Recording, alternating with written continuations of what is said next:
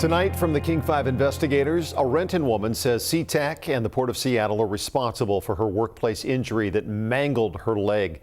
Kristen Goodwillie reveals this injury came only a year and a half after another worker lost part of her leg in a similar incident.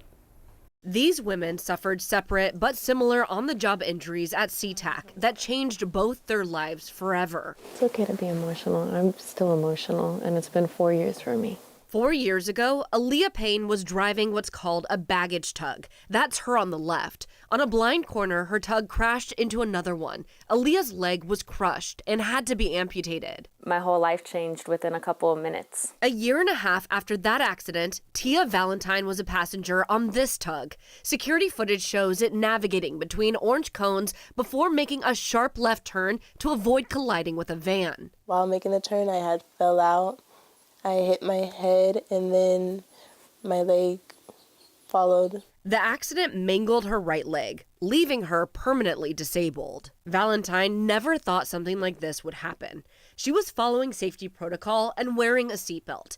In the police report, the officer says the tug's seatbelt locking mechanism was malfunctioning. It makes me emotional seeing people do what I used to.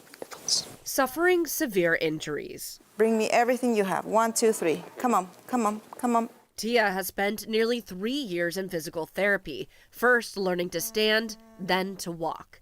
Both women blame the port for this lapse in safety.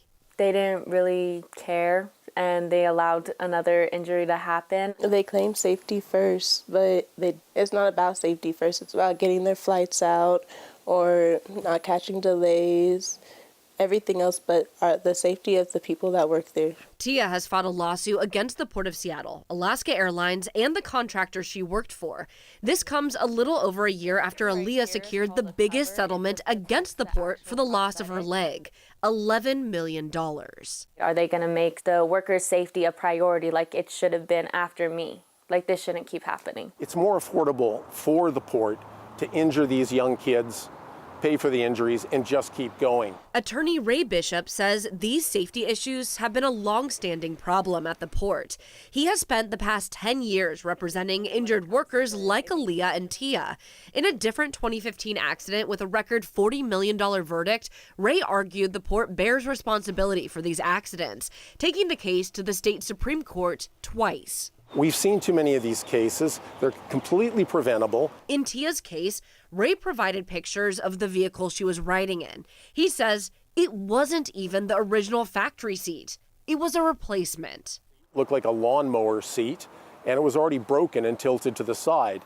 It also had a seat belt that wasn't operational. Ray says these tugs need to be safer and that putting a cab or even doors on the vehicles could prevent future tragedies.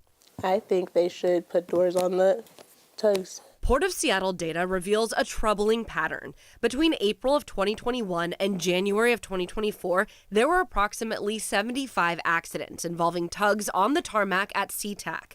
Employees were injured in 40% of these cases. With the proper safety equipment, we could stop this from happening in the future. These injured workers say they hope the former big payouts and lawsuit just filed creates lasting change and a safer place here at SeaTac for workers. In SeaTac, I'm Kristen Goodwillie, King 5 News. Tonight we heard back from Alaska Airlines and the Port of Seattle. The port says it is reviewing the lawsuit. Alaska says it does not comment on pending litigation.